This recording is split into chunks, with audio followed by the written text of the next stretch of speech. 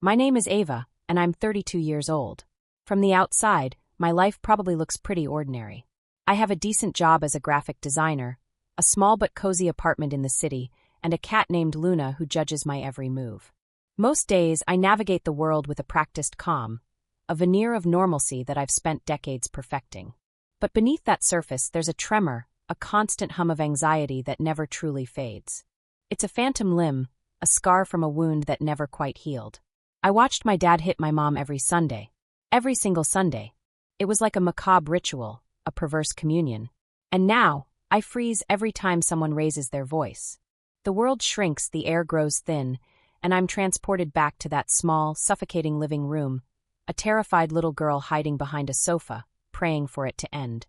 That moment, that first crack in my young, innocent world, shattered something fundamental within me. It's a sound that haunts my dreams and echoes in my waking hours. A constant reminder of a past I can't escape. If you've ever felt like your past dictates your present, like a ghost in the machine, then this story is for you. Share your own stories in the comments, and let's navigate these shadows together. Sundays were supposed to be different. They were supposed to be days of rest, of family, of quiet joy. For us, they were a ticking time bomb. The morning would start innocently enough. Pancakes, maybe some cartoons. A fleeting illusion of peace. But as the afternoon crept in, a tension would begin to build, thick and suffocating. It was a silent storm gathering strength. My dad, a man whose smile could be charming when he wanted, would grow increasingly agitated. A misplaced remote, a comment about dinner, a sigh from my mother. Anything could be the spark. I remember the smell of stale beer and desperation. I remember the way my mother's shoulders would slump, a silent resignation that always broke my heart. She was a woman made of sunshine, or at least she tried to be, until Sundays arrived. My little brother, Leo, was too young to fully understand. He'd just cling to my side, his small hand a sweaty comfort in mine. I was the older one, the one who tried to make sense of the senseless, to protect him from the inevitable. We'd sneak glances at each other, a silent understanding passing between us. Brace yourselves, it's coming. The pre-fight jitters were worse than the actual blows sometimes, the dread a heavy cloak. The quiet before the storm always amplified the approaching thunder, making every innocent sound a harbinger of the chaos to come. It always started with a raised voice. A sudden, jarring shout that would pierce the thin membrane of our pretend normal. My dad's voice, usually a booming laugh or a gentle murmur when he was in a good mood, would transform into something ugly, guttural. It wasn't just the volume, it was the venom behind it, the sheer force of his rage. And then the thwack. A sound I can replay in my mind with agonizing clarity. Not a loud, crashing sound, but a sickening, dull impact. The sound of flesh on flesh. And then the silence. A terrifying, profound silence that stretched on for what felt like an eternity, punctuated only by my mother's choked sob, or sometimes nothing at all. That was the worst, the nothing. It meant she was too stunned, too hurt to even cry out. Leo and I would be frozen, tucked away in our designated hiding spots, behind the armchair, under my bed, our small bodies trembling, our breath held tight in our chests. We'd listen, our ears straining for any sign, any sound that would tell us it was over. Sometimes there would be more thwacks, sometimes a muffled whimper, sometimes a crash as something was thrown. Each sound was a shard, embedding itself deeper into our young souls. We were witnesses, unwilling participants in a horror show that played out weekly. And in those moments, I would make a silent promise to myself, a childish vow born of fear and desperation. I would never, ever let this happen to me. I would be strong. I would be safe. I would be free. The echoes of those Sundays didn't fade with time. Instead, they resonated through every quiet moment, shaping the very air I breathed. Afterward, the house would go eerily quiet. My dad would usually storm out, slamming the door, leaving us in the wreckage. My mom would emerge, her face often swollen, sometimes a bruised eye peeking out from behind strands of hair. She would move slowly, meticulously, as if every movement caused her pain. And then, she would begin the cleanup. Not just the physical mess, but the emotional one. She'd try to act normal, to pretend it hadn't happened. She'd make us dinner, help us with homework, her voice a little softer, her touch a little more hesitant. But the silence, the one that permeated the house, was deafening. It was a silence that spoke volumes of unspoken trauma, of a pain too deep to articulate. I wanted to ask her, to beg her to leave, to fight back. But I was just a child, and the words would choke in my throat. I saw the shame in her eyes, the humiliation she carried like a heavy shroud.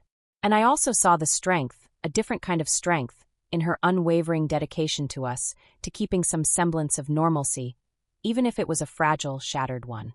We never talked about it. Not with her, not with each other. It was the unspoken rule of the house, the family secret we all guarded with fierce, desperate loyalty. We became experts at pretending, at putting on brave faces for school, for friends, for anyone who might glimpse the cracks in our carefully constructed world. Every Sunday, the cycle would repeat, a nightmare on an endless loop, leaving behind deeper scars and a growing sense of hopelessness.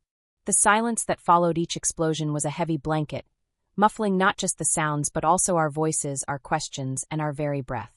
The fear didn't just manifest on Sundays. It seeped into every corner of my life. A sudden clap of thunder, a car backfiring, a loud laugh from a stranger. Any unexpected sound would send a jolt of ice through my veins. My heart would pound, my breath would catch, and for a split second, I'd be transported back to that living room, a terrified child once again. I developed an intense sensitivity to noise, a hypervigilance that became a permanent fixture in my being. I'd flinch if someone spoke too loudly, even if it was just in jest. I'd shy away from arguments, even playful ones, my body tensing, ready to flee. It affected my relationships, too. I became a master of avoidance, a chameleon who could blend into any social situation without truly engaging. I built walls around myself, brick by brick, to keep people out, to protect that raw, vulnerable core that still trembled at the memory of a raised voice. The idea of confrontation was terrifying. I couldn't stand it. It felt too close to the edge, too reminiscent of those Sundays. I learned to suppress my own voice, to prioritize peace at all costs, even if it meant sacrificing my own needs and desires. The fear was a constant companion, a shadow that followed me everywhere, a silent testament to the damage inflicted by those weekly rituals of violence. The past, like a shadow, lengthened and twisted, its tendrils reaching into every corner of my present, even the most seemingly ordinary moments. When I finally left for college, it felt like escaping a suffocating cage. I was miles away from my childhood home, from the Sunday rituals, from the constant fear. I thought I was free. For a while I almost was. I thrived in my classes, made new friends, and tasted a freedom I'd only dreamed of. But the past has a way of catching up. One evening, I was in the common room, studying with a group of friends. We were debating a particularly challenging assignment, and the discussion grew heated. Voices rose, words flew back and forth, not in anger, but in passion. Suddenly, one of my friends, a boisterous, well-meaning guy named Mark, slapped his hand down on the table, exclaiming, "That's it!" The sound, though harmless, was like a gunshot. My entire body seized up. My heart hammered against my ribs, my vision blurred, and the room began to spin. I couldn't breathe. I was back in that living room, the thwack echoing in my ears, the terrifying silence that followed. I stumbled backward, knocking over my chair, and bolted from the room. My friends, confused and concerned, called after me, but I didn't stop. I ran until my lungs burned, until I was safely back in my dorm room, huddled in a corner, sobbing uncontrollably. That was the moment I realized I wasn't free at all. The past wasn't just a memory, it was a living, breathing entity, lodged deep within me. It was my breaking point, the moment I knew I couldn't keep pretending. The escape I craved had simply taken on a new form, revealing that the cage I thought I'd left behind was, in fact, built within me. That night in my dorm room was the catalyst. The next day, I made an appointment with the university's counseling services. It was terrifying, admitting to a stranger the deepest, darkest secrets of my childhood. But it was also liberating. Piece by piece, I began to unravel the tangled mess of fear and trauma. I learned about complex PTSD, about triggers, about the body's response to chronic stress. It wasn't a quick fix, not by a long shot. There were setbacks, moments when a raised voice would still send me spiraling. But slowly, gradually, I started to gain control. I learned coping mechanisms, breathing exercises, and grounding techniques. I started to understand that my reactions weren't a weakness, but a protective mechanism, a survival instinct honed by years of living in fear. I also began to talk to my brother Leo. He had his own scars, his own struggles with the past. We found solace in sharing our experiences, in finally breaking the silence that had bound us for so long. It was a painful process, but it was necessary. Healing wasn't about erasing the past, but about learning to live with it, to integrate it into my story without letting it define my entire existence. It was about reclaiming my voice, even if it still sometimes trembled. Today, I'm still Ava, still 32, still a graphic designer with a judgmental cat. But I'm also something more. I'm a survivor. The fear isn't gone, not entirely. It's a whisper now, not a shout. When someone raises their voice, I still feel that familiar jolt, that instinctive tightening in my chest. But now I have tools. I can acknowledge the feeling, breathe through it, and remind myself that I am safe. I've learned that healing isn't a destination, but a journey, a continuous process of self-discovery and resilience. My parents' story ended tragically, with my mother finally leaving after years of abuse, and my father consumed by his own demons. But their story doesn't have to be mine. The main lesson I've learned is that even in the darkest of shadows, there is always a flicker of light, a chance for change, for growth. Our past experiences can shape us, but they do not have to define us. We have the power to break the cycle, to rewrite our own narratives.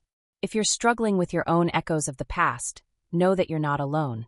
Reach out for help, whether it's to a therapist, a trusted friend, or a support group. Your voice deserves to be heard, and your story deserves a hopeful ending. Never stop fighting for your peace, your safety, and your well-being. Remember, your silence protects no one. Speak your truth.